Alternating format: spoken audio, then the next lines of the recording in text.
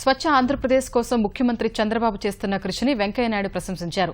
రాష్ట్రంలో చేపట్టిన పరిసరాల పరిశుభ్రత కార్యక్రమాలు మంచి ఫలితాలిస్తున్నాయని అన్నారు. రాష్ట్రానికి 185,97 రూపాయల స్వచ్ఛ భారత్ నిధులు ఇస్తున్నట్లు ప్రకటించారు. ఆంధ్రప్రదేశ్ ప్రజలకు అభినందనలు. మహాత్మా గాంధీజీ యొక్క కలలను సాకారం చేస్తూ ప్రధానమంత్రి యొక్క పిలుపును అందుకొని స్వచ్ఛ భారతం వైపు మనందరం అడుగులేస్తున్న తరుణంలో ఈరోజు ఆంధ్రప్రదేశ్ చరిత్రాత్మకంగా 110 నగరాలను ఇవాళ బహిరంగ మలమూత్ర విసర్జన రహిత నగరాలుగా ప్రకటించడం చాలా సంతోషం. రాష్ట్ర ప్రభుత్వానికి, ముఖ్యమంత్రి శ్రీ చంద్రబాబు నాయుడు గారికి, పురపాలక శాఖ మంత్రులు శ్రీ నారాయణ గారికి అందరికీ కూడా నేను హృదయపూర్వక అభినందనలు తెలియజేస్తున్నాను.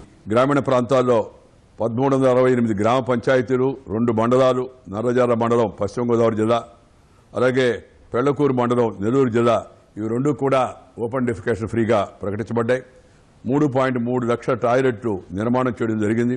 పట్టణాల్లో 1.6 లక్షల టాయిలెట్లు నిర్మాణం చేసి స్వచ్ఛ భారత్ కింద కమ్యూనిటీ యొక్క సీట్లు అవుతున్నాయో 6,030 సీట్లు వాటిని ఏర్పాటు చేయడం జరిగింది.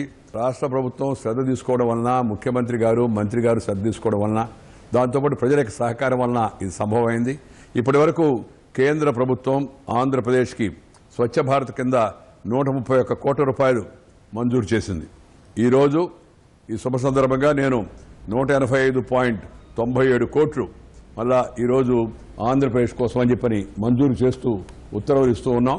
బహుశా నాకు తెలిసి దేశంలో ఒక్కసారిగా ఇంత పెద్ద మొత్తంలో ఏ రాష్ట్రానికి కూడా నిధులు ఒకేసారి మంజూరు కాలేదు.